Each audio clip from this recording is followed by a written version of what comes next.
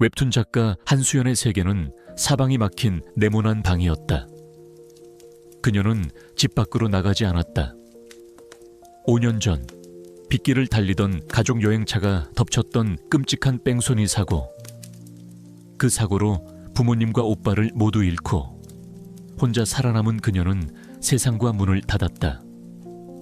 그녀의 세상은 오직 컴퓨터 모니터와 타블렛 위를 스치는 펜소리, 그리고 가끔씩 배달시킨 음식이 문 앞에 놓이는 소리로만 이루어져 있었다. 그녀의 잿빛 세상에 유일하게 색을 더하는 존재는 1년 전 입양한 강아지 해랑이 뿐이었다. 해랑 시에라오이라는 이름은 함께 늙어간다는 뜻으로 평생 함께하자는 그녀의 소망이 담겨 있었다. 해랑이는 그녀의 유일한 가족이자 그녀가 바깥 세상과 소통하는 유일한 창구였다. 해랑이의 사료와 간식, 장난감을 주문하는 것이 그녀가 인터넷 쇼핑을 하는 유일한 이유였다. 그녀의 조용한 세계에는 한 가지 작은 미스터리가 있었다. 바로 해랑이의 이상한 행동이었다. 녀석은 낯선 사람을 극도로 경계했다. 배달 음식을 가져온 사람이든 가스 점검을 온 사람이든 녀석은 소파 밑에 숨어 꼬리조차 내비치지 않았다. 하지만 단 한 사람에게만은 예외였다. 띵동! 초인종 소리가 울리자 자고 있던 해랑이가 벌떡 일어났다. 그리고 현관문으로 달려가 꼬리가 보이지 않을 정도로 격렬하게 흔들며 낑낑거리기 시작했다. 마치 세상에서 가장 반가운 손님이라도 온 것처럼. 누구세요? CJ 대한통군 택배입니다. 익숙한 젊은 남자의 목소리. 김진우. 그는 이 지역을 담당하는 택배기사였다. 수연은 일주일에 두세 번씩 해랑이의 물건을 주문했기에 그는 이 집의 유일한 단골 손님이었다. 수연이 문을 열자 해랑이는 진우의 발치에 와락 달려들어 그의 다리에 머리를 부비고 좋아서 어쩔 줄 몰라 했다. 어이구, 해랑가, 아저씨 또 왔어. 진우는 늘 다정하게 웃으며 해랑이의 머리를 쓰다듬어 주었다. 그의 미소는 고된 노동에 지쳐 있었지만 선량함이 묻어 있었다. 얘가 이상하게 아저씨만 보면 이렇게 좋아하네요. 다른 사람한테는 안 그러는데. 수연이 멋쩍게 말하자 진우가 대답했다. 녀석, 제가 좋은가 보네요. 올 때마다 이렇게 반겨주니 저도 힘이 납니다. 그들의 대화는 늘 짧고 사무적이었다. 물건을 건네고 사인을 받고 수고하세요 라는 인사를 끝으로 문은 다시 닫혔다. 하지만 문이 닫힌 뒤에도 해랑이는 한참 동안 현관문 앞에서 킁킁거리며 남아있는 진우의 냄새를 맡곤 했다. 수연은 이 작은 미스터리를 싫어하지 않았다. 오히려 잿빛 일상 속의 작은 이벤트처럼 즐기고 있었다. 그녀는 가끔 더운 여름날이면 문고리에 시원한 음료수 한 병과 함께 해랑이와 진우의 모습을 그린 작은 감사카드를 붙여놓기도 했다. 그녀는 몰랐다. 이 작은 호의와 개의 이상한 반가움이 그녀의 멈춰버린 시간을 다시 움직이게 할 운명의 서곡이라는 것을. 어느 날 오후 평소처럼 진우가 택배 상자를 들고 찾아왔다. 택배입니다. 네, 잠시만요. 그날도 해랑이는 현관문 앞에서 꼬리를 치며 그를 격하게 방했다. 진우는 늘 그랬듯 해랑이의 머리를 쓰다듬어주고 수연에게 물건을 건넸다. 수고하세요. 안녕히 가세요. 모든 것이 평소와 똑같았다. 하지만 그날은 단 한 가지가 달랐다. 문을 닫고 거실로 돌아온 수연은 현관문 앞에 떨어져 있는 작은 물건 하나를 발견했다. 그것은 낡고 손때 묻은 구형 mp3 플레이어였다. 아마도 방금 전 진우가 물건을 꺼내다 주머니에서 빠뜨린 모양이었다. 수연은 mp3 플레이어를 집어들었다. 그녀는 이것을 다음번에 그가 오면 돌려주어야겠다고 생각했다. 아주 작은 사소한 해프닝이었다. 하지만 그녀는 꿈에도 알지 못했다. 그녀의 손에 들린 이 작은 기계가 그녀가 잊고 있던 과거의 모든 비극과 그녀가 몰랐던 거대한 진실을 담고 있는 판도라의 상자라는 것을, 그녀의 멈췄던 운명의 톱니바퀴가 삐걱 소리를 내며 다시 움직이기 시작하고 있었다. 한수연은 낡은 mp3 플레이어를 책상 위에 올려두었다. 그녀는 다음번에 김진우 씨가 오면 잊지 말고 돌려줘야겠다고 생각했다. 하지만 그녀의 시선은 자꾸만 그 작은 기계에 머물렀다. 스마트폰이 세상을 지배하기 전 시대의 유물. 모서리는 닳아 있었고 표면에는 희미한 흠집들이 가득했다. 누군가의 손때가, 그리고 시간이 묻어있는 물건이었다. 어떤 음악을 들을까 순수한 호기심이었다. 늘 제복을 입고 바쁘게 움직이는 그 젊은 택배기사의 개인적인 취향이 궁금해졌다. 그녀는 그러면 안 된다는 것을 알면서도 충전 케이블을 찾아 mp3를 컴퓨터에 연결했다. 사생활 침해라는 죄책감이 들었지만 작동이 되는지 확인만 해보는 거야 라고 스스로를 합리화했다. 그녀의 옆에서 해랑이가 다가와 mp3에 코를 킁킁거렸다. 마치 그녀의 행동을 재촉이라도 하는 것처럼. 얼마 후 충전이 완료된 기계의 작은 화면에 불이 들어왔다. 수연은 자신의 헤드폰을 끼고 조심스럽게 재생 버튼을 눌렀다. 나의 세상이라는 이름의 플레이리스트, 그 첫 번째 곡이 흘러나오는 순간 그녀의 세상이 멈췄다. 익숙한 전주, 하지만 너무나도 오래전에 잊혔던 멜로디. 2000년대 초반 아주 소수의 마니아들만 알던 한 인디밴드의 노래였다. 그리고 그 노래는 5년 전 사고로 세상을 떠난 그녀의 오빠 한지석이 가장 좋아하던 노래였다. 수연의 심장이 쿵 하고 내려앉았다. 그녀의 뇌리 위로 굳게 닫아두었던 기억의 문이 삐걱거리며 열리기 시작했다. 기억의 파편들이 쏟아져 내렸다. 오빠의 어지러운 방, 벽에 붙어있던 낡은 밴드 포스터들, 그가 낡은 기타를 치며 그녀에게 코드를 가르쳐주던 모습, 그리고 그 방을 늘 가득 채우고 있던 바로 이 노래. 수연아, 이 노래 좋지, 이게 진짜 음악이야 라며 웃던 오빠의 얼굴. 또 다른 기억. 명절에 시골 할머니 댁으로 가던 차 안. 아빠는 운전을 하고 엄마는 조수석에서 졸고 있었다. 뒷좌석에서 오빠는 자신의 mp3를 카오디오에 연결하고 바로 이 노래들을 틀었다. 아빠는 시끄럽다고 투덜거렸지만 입에는 미소가 걸려 있었다. 완벽하게 행복했던 그녀의 마지막 가족 여행. 수연은 미친 듯이 다음 곡 버튼을 눌렀다. 두 번째 곡, 세 번째 곡. 플레이리스트에 담긴 15개의 노래가 모두 오빠가 즐겨 듣던 바로 그 노래들이었다. 이것은 단순한 우연이 아니었다. 이 플레이리스트는 오빠의 것이었다. 어떻게 이런 일이 있을 수 있지? 그녀의 머릿속은 혼란으로 가득 찼다. 이 택배기사는 누구지? 왜 그가 오빠의 플레이리스트를 가지고 있는 거지? 설마 그가 오빠의 물건을 훔친 걸까? 아니면 오빠와 알던 사이였나? 수많은 질문들이 그녀를 괴롭혔다. 그녀가 지난 5년간 애써 외면하고 잊으려 했던 과거가 이 낡은 기계를 통해 그녀의 목을 조여오고 있었다. 그녀는 헤드폰을 낀 채 소파에 주저앉아 눈물을 흘렸다.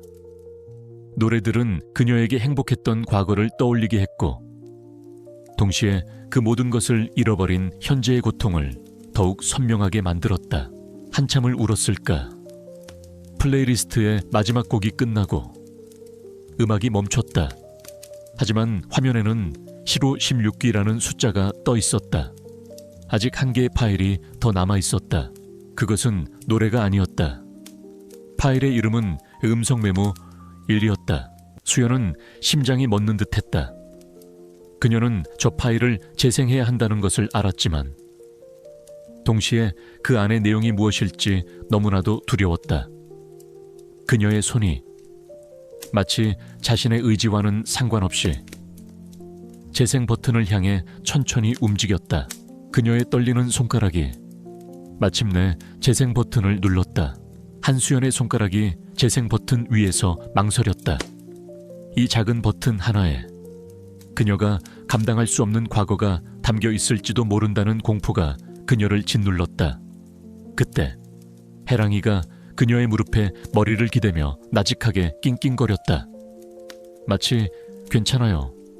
제가 곁에 있어요라고 말하는 듯했다. 그녀는 개의 천에 의지해 마지막 용기를 쥐어짰다. 그리고 마침내 버튼을 눌렀다. 치직 하는 작은 소음과 함께 녹음된 음성이 헤드폰을 통해 흘러나왔다. 그것은 5년 전 세상을 떠난 그녀의 오빠 한지석의 목소리였다. 너무나도 생생하고 너무나도 선명한 장난기 가득한 오빠의 목소리. 마치 그가 바로 지금 그녀의 곁에 앉아 말을 거는 것 같았다. 수연은 숨을 멈췄다. 영상 속에서 오빠는 혼자가 아니었다. 그는 차 안에 있었고 누군가와 즐겁게 대화를 나누고 있었다. 야, 김진우 너 운전 똑바로 안 하냐? 내 동생 수연이 주려고 산 케이크 다 망가지겠다. 오늘 우리 수연이 생일이란 말이야. 김진우. 그리고 내 동생 수연의 머릿속이 하얘졌다. 영상 속에서 오빠는 분명하게 택배기사의 이름을 그리고 자신의 이름을 부르고 있었다. 배경에서는 젊은 남자의 웃음소리가 들려왔다. 김진우의 목소리였다. 걱정 마라. 임마, 내 동생한테 줄 케이크 내가 안전하게 모셔다 드립니다. 그나저나 우리 수연이 이제 고등학생 되니까 다 컸네. 내가 중학교 입학 선물을 사준 게 엊그제 같은데 그러게 말이다. 진우야, 너 나중에 나 없으면 우리 수연이 잘 챙겨줘야 한다. 알았지? 딴 놈들이 집적되지 못하게 잘 지켜주고. 오빠의 농담 섞인 말이 이제 와서는 비수처럼 수연의 가슴에 박혔다. 이것은 사고 당일의 녹음이었다. 오빠와 그의 가장 친한 친구였던 김진우가 자신의 생일 케이크를 사서 집으로 돌아오던 바로 그 순간 행복했던 대화는 갑작스러운 굉음과 함께 지옥으로 변했다. 갑자기 배경에서 위협적인 경적 소리가 울렸다. 그리고 오빠가 다급하게 외치는 목소리가 들렸다. 위험해. 이게 고막을 찢는 듯한 날카로운 타이어 마찰음. 그리고 세상을 무너뜨리는 듯한 끔찍한 금속의 충돌음. 아쿠앙 비명소리. 유리 깨지는 소리. 그리고 마지막으로 수연아 하고 자신의 이름을 부르는 듯한 오빠의 희미한 목소리. 그리고 모든 것을 집어삼키는 침묵. 녹음은 거기서 끝나 있었다. 수연은 헤드폰을 집어 던졌다. 마치 불이라도 붙은 것처럼 그녀는 귀를 막고 소파에 쓰러져 가쁘게 숨을 몰아쉬었다. 그녀는 방금 자신의 가족이 죽어가던 마지막 순간을 소리만으로 생생하게 재경험한 것이다. 5년 동안 잊고 있던, 아니, 그녀의 뇌가 스스로를 보호하기 위해 강제로 지워버렸던 그날의 공포가 한꺼번에 그녀를 덮쳐왔다. 모든 것이 제자리를 찾았다. 택배기사 김진우. 그는 단순히 오빠의 친구가 아니었다. 그는 5년 전 그날 오빠와 함께 차 타고 있었던 유일한 생존자였다. 해랑이가 그를 그토록 반겼던 이유. 그것은 단순히 주인의 친구를 알아본 것이 아니었다. 어쩌면 녀석은 자신의 옛 주인이 마지막 순간을 함께했던 유일한 사람의 냄새를, 그 슬픔의 기억을 공유하고 있었던 것일지도 모른다. 그런데 왜 김진우는 지난 몇 년간 그녀에게 한 번도 연락하지 않았을까? 왜 매일같이 그녀의 집 문 앞을 찾아오면서도 모르는 사람인 척 행동했을까? 그는 무엇을 알고 있는 것일까? 해결되지 않은 뺑소니 사고, 그날의 진실에 대해 그는 대체 어디까지 알고 있는 것일까? 수연은 거친 숨을 몰아쉬며 바닥에 떨어진 mp3 플레이어를 움켜쥐었다. 더 이상 슬픔에 잠겨있을 시간이 없었다. 억눌려왔던 슬픔은 이제 진실을 향한 뜨거운 분노와 갈증으로 변해가고 있었다. 이제 친절한 택배기사는 더 이상 그녀의 일상 속 작은 미스터리가 아니었다. 그는 그녀의 잃어버린 과거와 묻혀버린 진실을 알고 있는 유일한 증인이었다. 그녀는 내일 그를 만나야만 했다. 그리고 물어야만 했다. 5년 전 그날 안개 속에 사라져버린 진실에 대해서 다음 날 한수연은 잠을 한숨도 자지 못했다. 밤새도록 그녀는 오빠의 목소리가 담긴 음성 파일을 듣고 또 들었다. 끔찍한 충돌음과 함께 녹음이 끊기는 마지막 순간을 그녀는 수백 번 반복해서 들었다. 슬픔은 어느새 차가운 분노와 뒤섞여 그녀의 안에 잠들어 있던 무언가를 깨우고 있었다. 오후 2시 어김없이 초인종이 울렸다. 김진우였다. 해랑이가 평소처럼 꼬리를 치며 현관으로 달려나갔지만 오늘은 어딘지 모르게 주인의 무거운 공기를 감지한 듯 격하게 반기지는 않았다. 수연은 문을 열었다. 그녀는 진우가 내미는 택배 상자를 받지 않았다. 대신 그녀는 손에 쥐고 있던 낡은 mp3 플레이어를 그의 눈앞에 내밀었다. 그녀의 눈은 붉게 충혈되어 있었지만 그 눈빛은 원망이 아닌 깊고 슬픈 질문을 담고 있었다. 이거 당신 거죠? mp3 플레이어를 본 순간 김진우의 얼굴에서 늘 머물던 선량한 미소가 사라졌다. 그의 얼굴은 순식간에 핏기 하나 없이 새하얗게 질렸다. 그는 유령이라도 본 듯 수연의 손에 들린 작은 기계를 보며 뒷걸음질 쳤다. 그가 지난 5년간 매일 밤 꿈속에서 마주해야 했던 과거의 유물, 그가 잃어버렸다고. 그래서 이제는 괜찮을 거라고 스스로를 위안했던 판도라의 상자, 그는 그녀가 모든 것을 알게 되었다는 것을 직감했다. 지난 5년간 그의 어깨를 짓눌러 왔던 죄책감의 무게가 한꺼번에 그의 숨통을 조여왔다. 아우, 어떻게 이걸. 그의 목소리가 가늘게 떨려 나왔다. 왜 아무 말도 안 했어요? 수연의 목소리에서 마침내 울음이 터져 나왔다.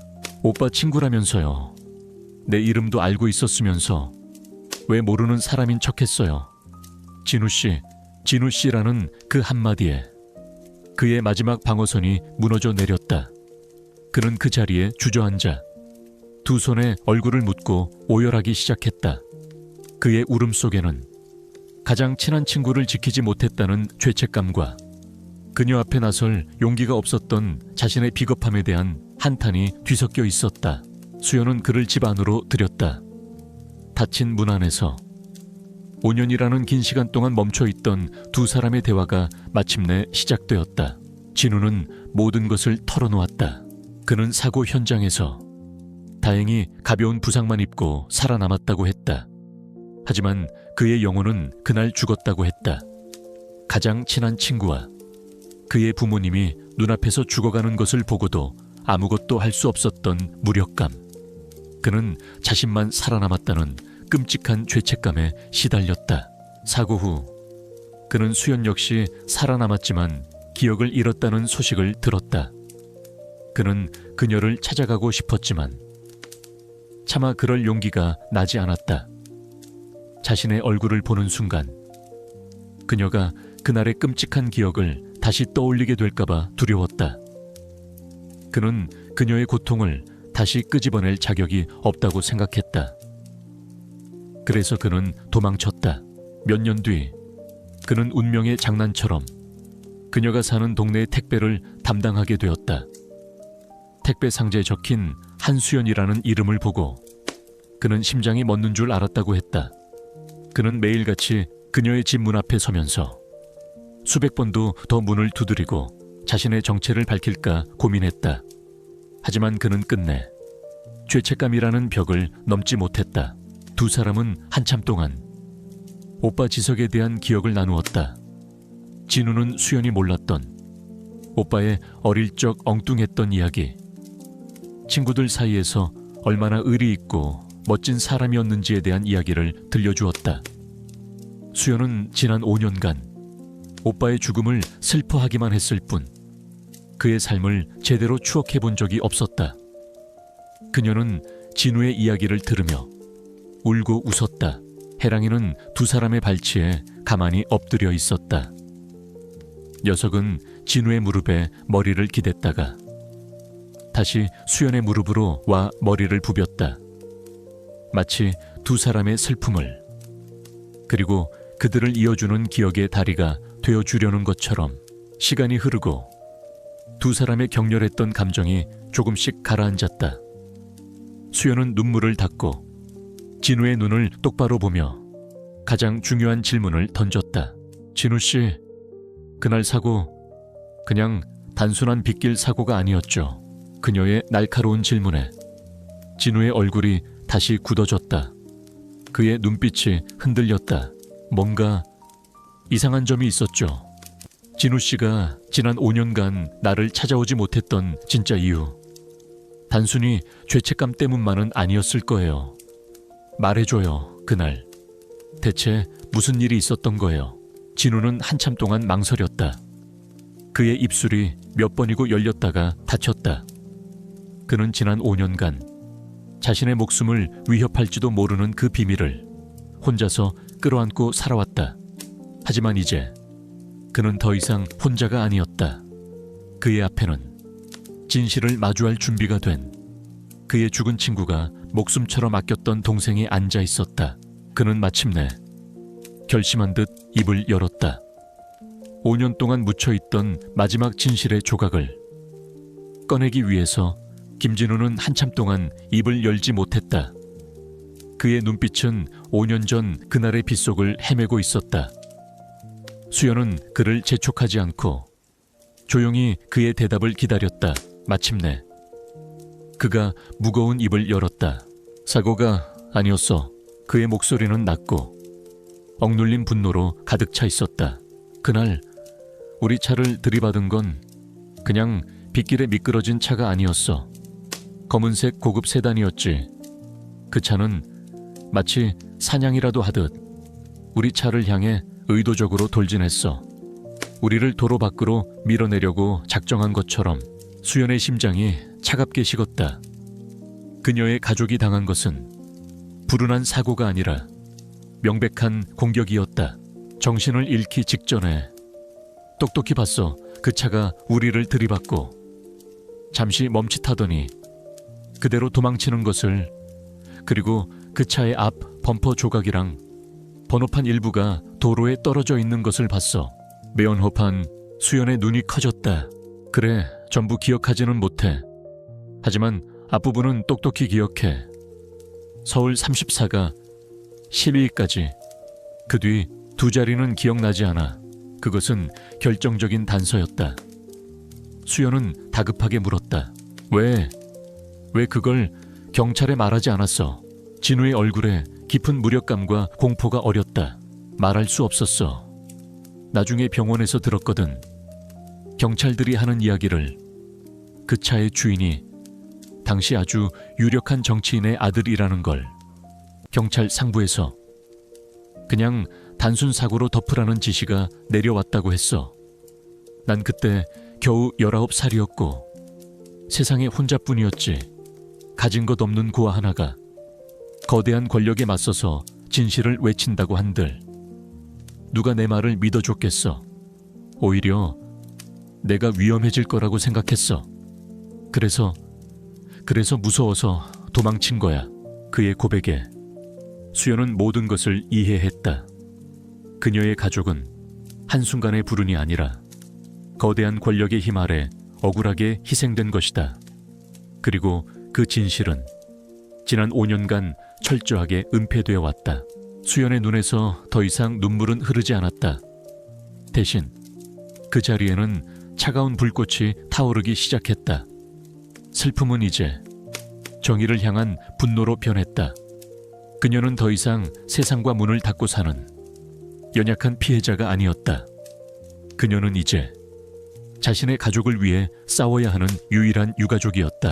진우 씨, 그녀가 단호한 목소리로 그를 불렀다. 그 번호 아직 기억하고 있는 거 맞지? 진우는 고개를 끄덕였다.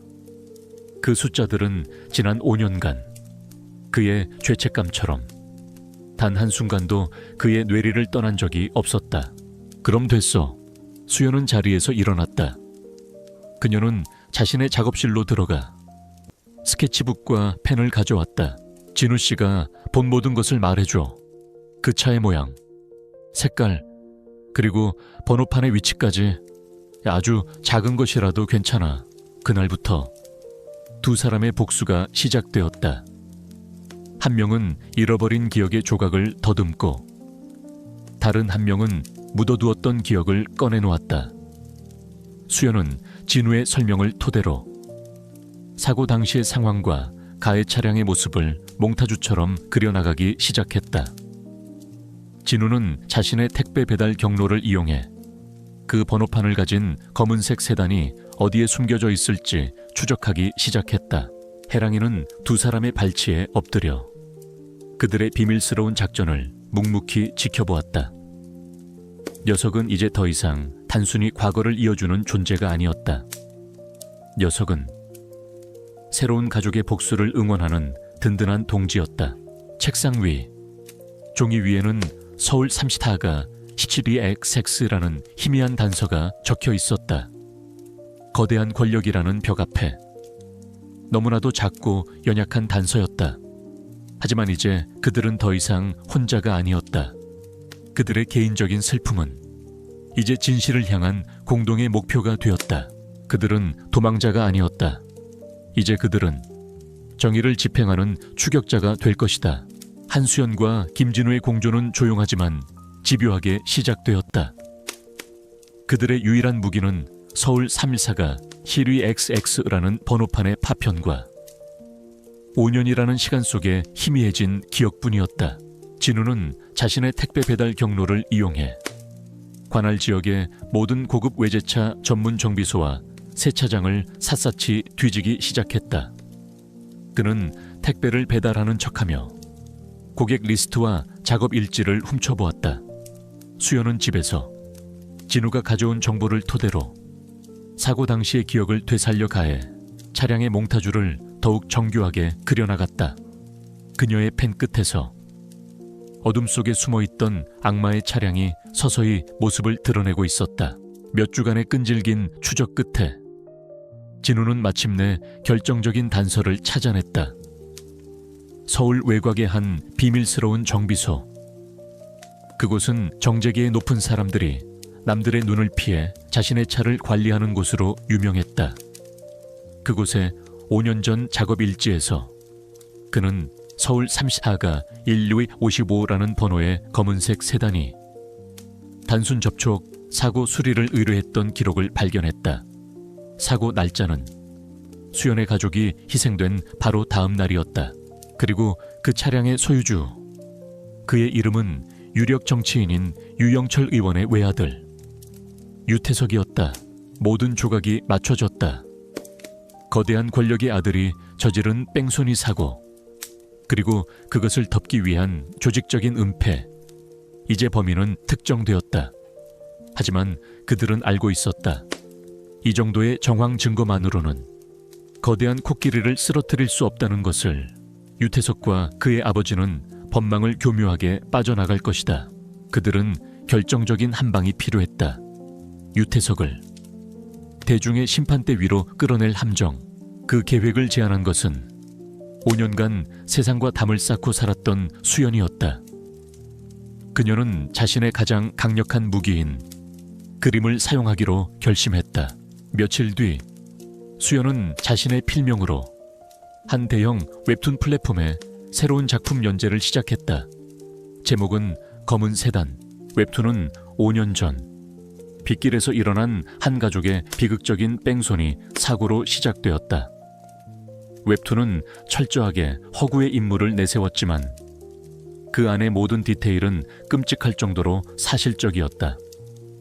사고 당시의 날씨, 도로 상황, 가해 차량의 차종과 색깔, 그리고 매회 엔딩에는 서울 30호가 혈우 XX라는 번호판의 파편이 의미심장하게 그려져 있었다. 웹툰은 폭발적인 반응을 불러일으켰다. 독자들은 이 웹툰이 단순한 허구가 아니라 실제 사건을 바탕으로 한 것이 아니냐는 의혹을 제기하기 시작했다.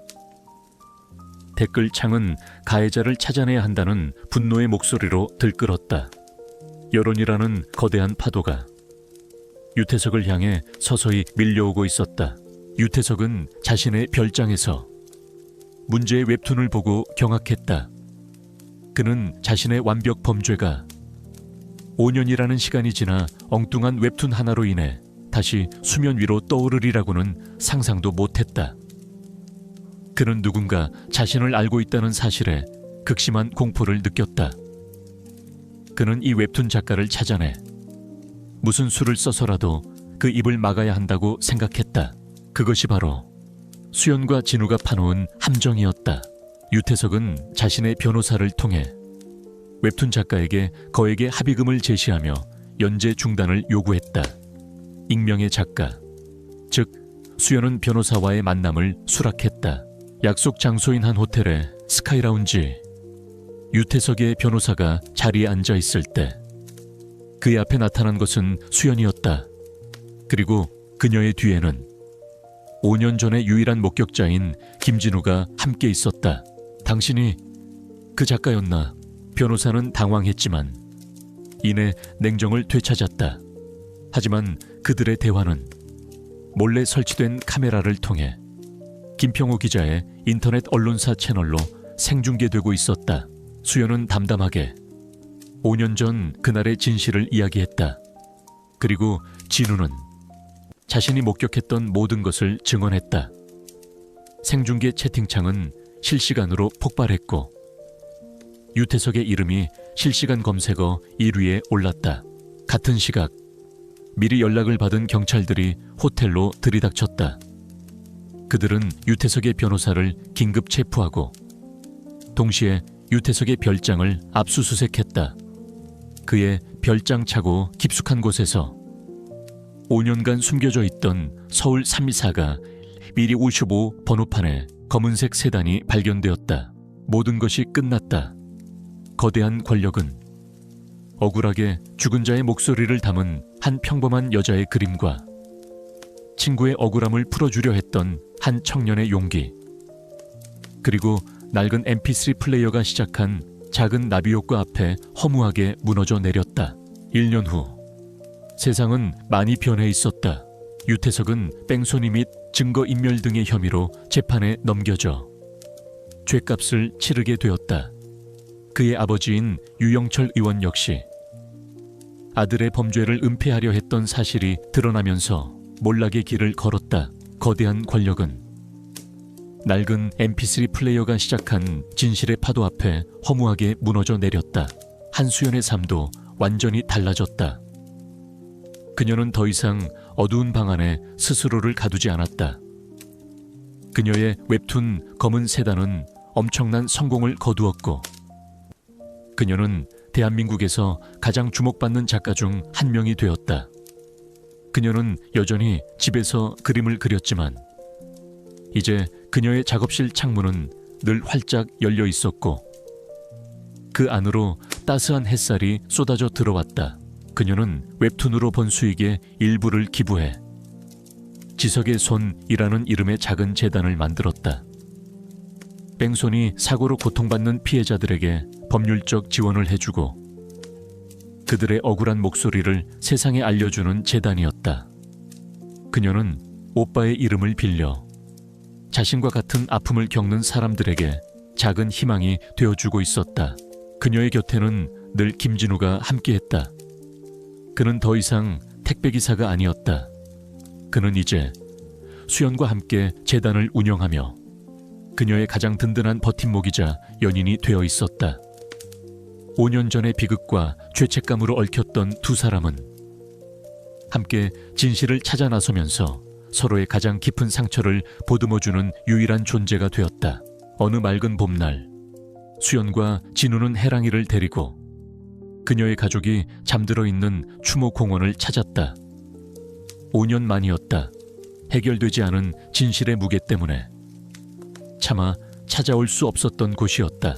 그녀는 부모님과 오빠의 묘비 앞에 하얀 국화꽃을 내려놓았다. 그녀의 표정에는 더 이상 사무치는 슬픔이나 분노가 없었다. 오직 잔잔한 그리움과 평화만이 감돌고 있었다. 엄마, 아빠, 그리고 우리 오빠. 그녀는 묘비를 부드럽게 쓰다듬으며 말했다. 이제 편히 쉬세요. 저희가 해냈어요. 나쁜 사람은 벌을 받았고 이제 아무도 우리를 아프게 할 수 없을 거예요. 그녀는 곁에 서 있는 진우의 손을 꼭 잡았다. 그리고 여긴 진우 씨예요. 오빠의 가장 좋은 친구였고 이제는 제 가장 소중한 사람이 된 사람. 우리가 서로 의지하면서 행복하게 잘 살아갈게요. 하늘에서 꼭 지켜봐줘. 그녀의 말이 끝나자 어디선가 불어온 따뜻한 봄바람이 그녀의 머리카락을 부드럽게 흩날렸다. 마치 하늘에 있는 가족들이 그녀의 인사에 대답이라도 해주는 것 같았다. 해랑이는 묘비 앞에 얌전히 앉아 그 모든 광경을 지켜보고 있었다. 녀석의 눈빛은 더 이상 불안하거나 슬퍼 보이지 않았다. 녀석은 자신의 옛 주인과 그리고 새로운 주인 모두에게 마침내 평화가 찾아왔음을 아는 듯했다. 녀석은 수연의 손등을 부드럽게 핥았다. 수연과 진우는 한참 동안 그곳에 머물다가 천천히 발걸음을 옮겼다. 그들은 더 이상 과거에 얽매여 있지 않았다. 그들은 함께 새로운 미래를 향해 걸어가고 있었다. 비극으로 시작되었지만 진실과 용기를 통해 마침내 새로운 가족으로 거듭난 두 사람과 한 마리개. 그들의 등 뒤로 따스한 봄 햇살이 눈부시게 쏟아져 내리고 있었다.